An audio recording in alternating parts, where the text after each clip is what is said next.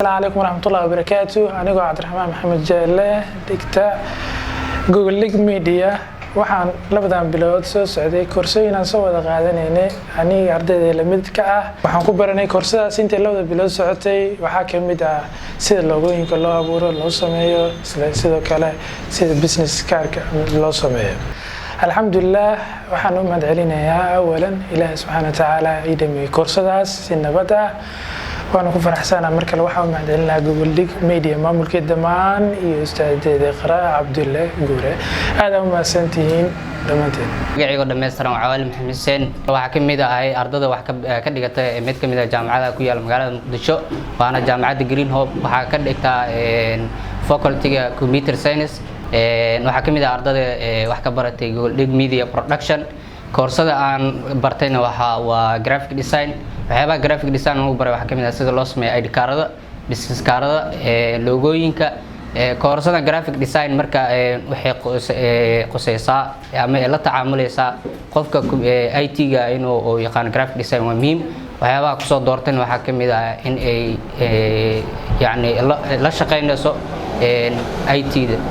waxaan noo suurta galiyay oo naga caawiyay oo 10 tayasan siiyay ustaad Iqra Cabdulle Guure waana mahadsantahay anigoo magacayga ah Maxamed Mahad Abuukar kana mid ah ardayda dhigato Google League Media Production waxaan soo gabagabowday koorsadii labada bil soconaysay ee graphic design-ka waxaan aad iyo aad u mahadcelinaynaa bahda Google League Media taasoo noo suurta gelisay inaan barano koorsadan graphic design-ka waxyaabihii aan ka baranay koorsada intay socoto waxaa kamid ah sida loo sameeyo certificateska naqshadeynta buugaagta cover-kooda aan aad iyo aad u mahadcelinaynaa macluumadeena si qaas ah macluumadeena Iqra Cabdulle Guure waxaa leenahay kun jeer mahadsanid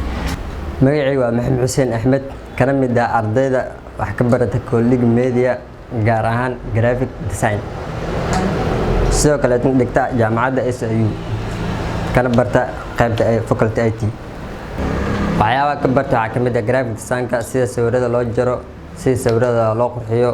sidoo kale sida oo sawirada finankii waxyaabaas loo jaro ilaa isku waxaan aad iyo aad u mahadcelinayaa ustaad Iqra oo heerkan soo gaarsiisay inaan koorsan wax badan ka faa'iidno magacayga waa Nasteexa Cabdishakuur Guure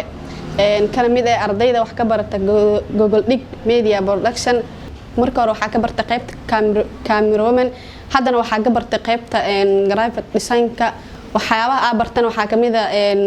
sida boorarka wax lagu sameeyo sida ID card-da loo sameeyo ugu mahadcelinayaa ustaad Iqra Cabdulle Guure magacayga waa Maxamed Cabdulqaadir Maxamuud loo yaqaan injineer Macu waxaan ahay ardayda jaamacadaha Muqdisho wax ka bartaan waxaan qaasatan jaamacadda Green Hope wax ka bartaa Computer Science Department of Information Technology